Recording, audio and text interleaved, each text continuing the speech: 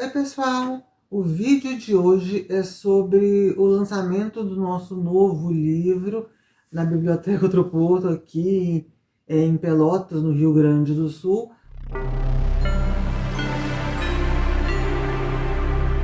O livro se chama Tabu sobre a Maternidade Atípica e a Identidade de Gênero, Nem Tudo é o que Parece. É um livro, uma palavra que eu gosto de usar sempre, polêmico em alguns sentidos, e a minha mãe, Selma, sempre quis escrever essa história, até me chamou para colaborar, ou eu me coloquei, não sei ao certo ainda qual foi esse processo, mas assim, a gente fez esse livro com muito carinho, mas a minha mãe demorou para colocar essas ideias no papel. Você pode dizer a gente por que demorou tanto assim? Tipo, já tem 10 anos que a gente está com o mundo autista e só agora você resolveu retomar esse tema da maternidade. Sofia, quando nasce um filho, pelo menos o primeiro filho, nasce ali uma mãe. Junto com a mãe, nasce um sentimento que, se você não trabalhar sua cabeça, te acompanha para o resto da vida, que é a culpa. Então, vocês imaginam a culpa com uma mãe atípica é muito maior. Falar sob a ótica da mãe, que a gente sabe que existe um sofrimento nesse entendimento de que você é uma pessoa neurodivergente, que você tem características específicas. E aí, se a mãe quiser falar como é lidar com isso em família, como é lidar com isso com a filha, sabe aquele negócio que eu pensei assim, nossa, mas minha mãe vai falar mal de mim, Ou outras pessoas. falar por mim também tem muito essa ideia. Sim, e eu não queria estar nesse lugar sendo julgada pela minha filha, sendo julgada Filhos são pelos terríveis. meus pares, de que agora ela acha que ela sofre mais do que a filha, que é neurodivergente, só porque agora ela já descobriu que era autista depois de mais velha. Eu estava com muito medo disso. Até um dia que eu falei assim, gente, eu anoto tudo, você sabe. Então eu anoto desde que eu comecei a pensar que podia ter alguma coisa com a Sofia, eu tenho os meus diários, eu anotava. Quando eu descobri, eu tenho Ai, todos os medo cadernos, disso. eu tenho todos os meus cadernos das consultas com o psicólogo e com o psiquiatra. E aí, Sofia, tem uma parte aqui do livro, na página 29, que diz: a mãe, preocupada, inclusive, só falava do lado equilibrado e inteligente do Ben, para evitar que as pessoas percebessem as atitudes agressivas do filho com ela e o rotulassem. Era preciso entender o motivo daquilo tudo, o que escapava de Antonella e dos profissionais procurados. Antonella, claro, não queria rotular o filho, mesmo que o psicólogo sempre a advertisse que seu filho não era normal. E aí, Sofia, você sabe como que era isso? Tem coisas, não, que fica no íntimo da família, mas aí eu falei assim, mas eu vou contar, fazer uma biografia da nossa família, eu vou entrar na sua intimidade, eu vou falar sua intimidade. E depois que Sofia, depois que, Depois que eu, né, no caso. depois que Sofia se formou em jornalismo, a gente passou a conversar sobre isso e foi ela que me deu a grande orientação, né, filha? Eu recomendei que a minha mãe escrevesse numa. E até entrei com essa parte mais de pesquisa para este livro, então tem uma redação minha também, embora a escrita majoritariamente seja dela, mas até uma amiga minha, professora de literatura, que colega no doutorado, a Mariana, beijo, ela falou: nossa, mas não parece que são duas pessoas escrevendo de fato. E aí, por quê? Porque a gente usou uma metodologia que é inspirada nos romances da Claire, nas técnicas de autoficção, que a gente fez um trabalho como se fosse de reportagem, uniu as nossas vivências e foi construindo assim as personagens, e a partir daí a gente criou como se fosse um romance mesmo, um conto, uma história de ficção, mas com base em vivências tanto nossas quanto de outras pessoas.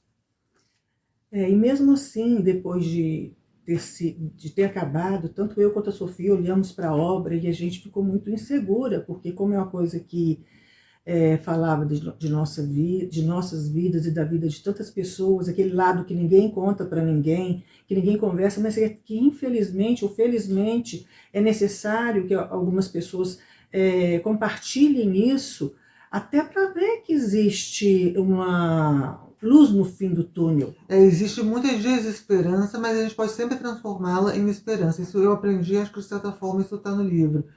E também o lado... acho que esse livro tem um ponto que ele prova que o autismo em geral, mas também o autismo nível 1 de suporte, qualquer que seja o grau ou a demanda de suporte, tem sofrimento, gente, e tem muito.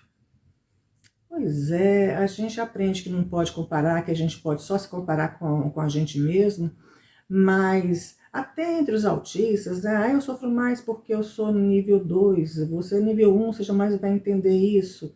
Assim como o nível 2 jamais vai entender o sofrimento do nível 1.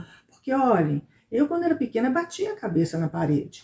A frustração, o turbilhão de emoções que eu sentia dentro de mim era tão intensa que eu queria acabar com aquilo. E eu ficava nervosa e batia a cabeça na parede. A gente conhece casos de autistas que estão, de certa forma, no livro, que são até mais graves. Autistas que, assim, eles não só se autoagrediram, mas eles agrediram outras pessoas a ponto de ser considerado tentativa de homicídio, assim, pela gravidade da gravidade. Porque a pessoa é ruim? Não, era uma pessoa super fofa e dócil o tempo todo. Ninguém que conhecia aquele menino ou aquela pessoa saberia o quanto ela estava sofrendo naquele momento. Porque mesmo que a gente não faça, o pensamento está aí. A pessoa às vezes te maltrata tanto que você não sabe como dar conta daquela emoção, porque uma das nossas, do nosso lado deficitário é lidar com emoções, e você se vê... É complicado falar, mas você se vê enforcando a pessoa, por exemplo, ai que raiva, aquela coisa toda. Então, mesmo que a gente não faça, e a gente aprende, né? Óbvio, ainda mais que a gente tem a essência boa, não significa que a gente também não vai pensar. Partilhar isso é muito complicado. Então, eu e a Sofia, quando a gente acabou a obra, a gente ficou assim. Mas olha aqui, quando a gente tem algum retorno, a gente vai começando a ficar um pouco mais segura.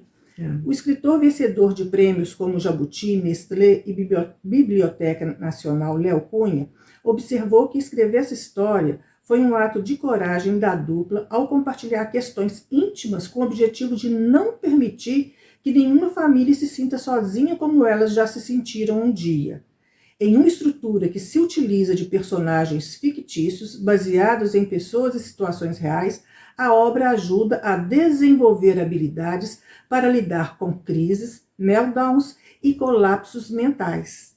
A nossa intenção, embora não tenha sido fácil para a gente, foi exatamente essa, de compartilhar. Mas não pense vocês, assim como quando a Sofia acaba de escrever um livro sobre o assunto e quando eu acabava a minha parte, que a Sofia falou assim, olha lá, mamãe, o que você falou de mim? Eu falei assim, minha filha, lembra que você mesmo falou? Aqui eu estou compondo, né? Na minha parte eu estou compondo as características de todas essas pessoas num personagem só. Tem coisa que é baseada em nossa vivência? Tem. Tem coisas que aconteceram com a gente? Tem. Mas é um somatório até para a gente não falar com propriedade sobre um recorte. Porque falar com propriedade sobre um recorte, pensando que vale para todo mundo, não é a propriedade para a minha vida, mas não é para a vida de todas as pessoas. Até foi interessante você ter tocado nisso, mamãe. Algumas pessoas me perguntam, mas o que disso aconteceu de fato com vocês? Assim, como está muito claro, e o livro tem cenas muito explícitas até de violência e tal, a gente não vai nunca falar, as pessoas, isso inclui a gente também, quem passou pelo quê. Isso é um sigilo ético, até jornalístico, mas eu diria que o que eu posso dizer é que as duas personagens, tanto a Antonella, a mãe, quanto a filha, a Laura, tem muito mais da gente do que a gente gostaria que elas tivessem. Exatamente, mas também dá um prazer danado de olhar para trás, se perceber nas personagens e pensar, poxa, que bom. E se vê naquela relação que sobretudo é uma relação de amor, mas que aprende que só o amor também, ao contrário do que os Beatles cantavam, não é sempre só o amor, ele precisa de movimento, esse amor. Ele precisa ser colocado em prática. Pois é, e ao olhar para trás, que você vê essa trilha toda, você fica muito agradecida com de poder construir narrativas humanas que possam ser compartilhadas com outras pessoas, não para assustar, mas para dar elementos a elas de uma realidade e que ela não precisa se conformar, tomar a forma daquela realidade, nem se acomodar naquela realidade. Então, todo mundo que escreve não quer dar spoiler, né? Ah, tá, mas eu já vou contar como o livro termina. Vou ler o último parágrafo para vocês. Hoje, Laura sabe que a única pessoa capaz de boicotá-la e limitá-la é ela mesma. Comprovou essa verdade na vida das mulheres de sua família. E agora é a vez dela comprovar sua força à parcela hipócrita e doente da sociedade. E há jeito melhor de agir que transformar a sociedade positivamente? Siga, pois, Laura, segura e feliz nesse caminho traçado para que todos possam ser livres e felizes. Ai, gente, sabe de uma coisa, mamãe? Quer saber de uma coisa?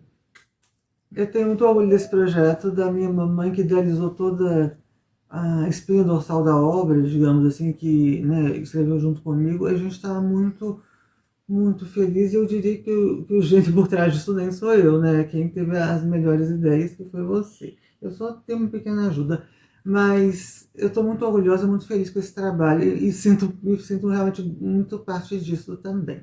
Para quem? Professores, profissionais da área de saúde, familiares, que estejam, né, dentro das pessoas neurodivergentes ou que tenham alguém no espectro, é para vocês, mas também é para você, pessoa típica, porque aqui fala da relação de mãe e filha, aqui fala de gente, De humanidade. como a gente, da humanidade como humanidade.